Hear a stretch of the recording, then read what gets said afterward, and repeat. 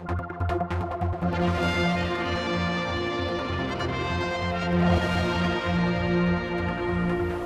here at Lorient, we've got the head of culture, Vannin, full Gawne, of course, with various hats on, but this one is quite a different one for the public to see you in. I mean, dressed down.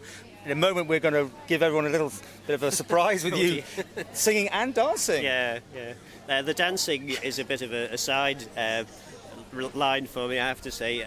I think the last time I danced that dance was probably about 4 years ago, but we did a bit of practice last night and we introduced a new move towards the end, which you'll probably be able We're watching it right now. But it was great. I mean, that's traditional Manx dancing. This event, you've talked to me about it in the past, you must come to it, and we were lucky enough to be able to come along.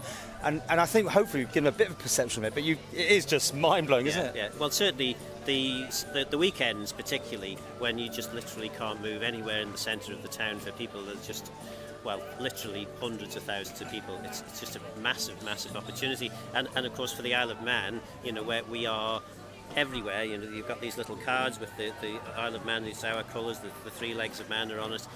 Everywhere you look, all the material, the publicity material mentions the Isle of Man. It's just a really big opportunity for us. And this morning it was Meet the Mayor, and you got presented, and you present things, and they made a special thing about Cornwall and the Isle of Man being honoured sort of guests or whatever the title is this year. But that's been quite an important hook, hasn't it? It's a massive thing, really, and added to which, and fortunately you didn't get any pictures of this, but we did also get, as an honour for Cornwall and the Isle of Man, we were given the choice of having a garden or a roundabout named after the two respective countries. Fortunately, I got in first, so the gardens of the Isle of Man. You got the gardens. I can't believe you mentioned this. Well, you and roundabouts. Keep it quiet. Yeah. Overall, though, it's been mentioned it's cost a lot of money to put this on. Yeah, 100,000 was mentioned. Absolutely. That's quite a lot of money. It is a lot of money. Where's it come from? It's a big event, though. The money comes from actually a legacy that was left to Culture Vannin, so there's actually no taxpayers' money directly involved with this, but it's just such a huge opportunity for us, and you have to pay for the pavilion, you have to pay for staff to staff the pavilion. We're going to make quite a lot of money, so the 100,000 will probably be less than that by the time we come to the end.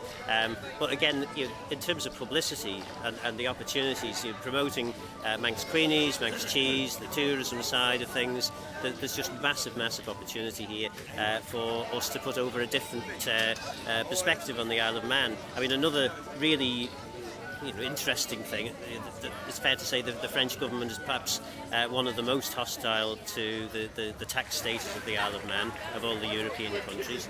I was sat next to the French Minister for Defence, which was quite scary as well. During a number of the VIP dues, we had a brief chat. So it's giving us an opportunity to represent the whole Isle of Man, not just the negative headlines that sometimes we get. Is there an eye on the prize somewhere along this that you could have something similar, not on this level, but would you see that there was a potential to get the Isle of Man more into the Celtic family and bring people in? There is, and Cronach used to be very much a smaller version of this. It changed latterly. There is an opportunity to do something like this, but again, we've had various attempts. We had the Isle of Music Festival, we had the Peel Bay Festival, which developed into, what was it called after that? I can't remember. Yeah. There have been lots of attempts to try and do something like this. The cost of transport to and from the Isle of Man is often seen as the main problem. Where'd you go from here? Because obviously you go back to just being a part of the group next year, but is it still something that you see the Isle of Man firmly being involved in for a long time to come? Oh yes, I think we need to maintain the presence that we've had. I mean, we've had a presence here in a very small way. In fact, actually, if you look at the three pavilions behind us, it was around about that size for probably the last 5 or 10 years, and we obviously have to fund that. But I think now that we've had this big pavilion, we've been able to demonstrate to ourselves what we can and what we can't do. We can also find out a little bit more about what works for us, but also the people of Brittany who come to this festival in their hundreds of thousands actually know to look out for the Isle of Man in the future, because they now know a lot more about us. So we'll certainly be involved in the future.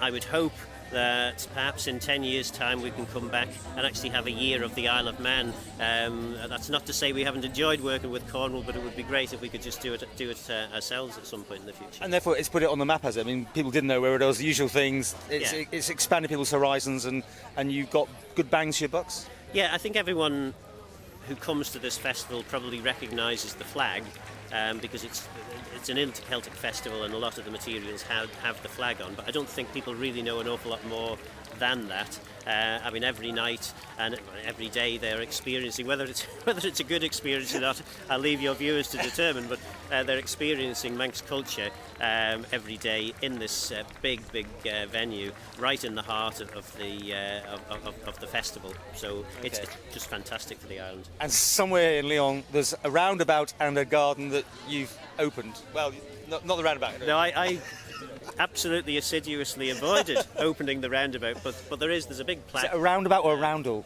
No, it's definitely a roundabout. And actually, I hope that you're going to show how well the modern highways design works here, where people are walking to and from the different shared places spaces across the road, and it works fine. Shared spaces. But yeah, we Don't have use that word. I'm not going to use that word.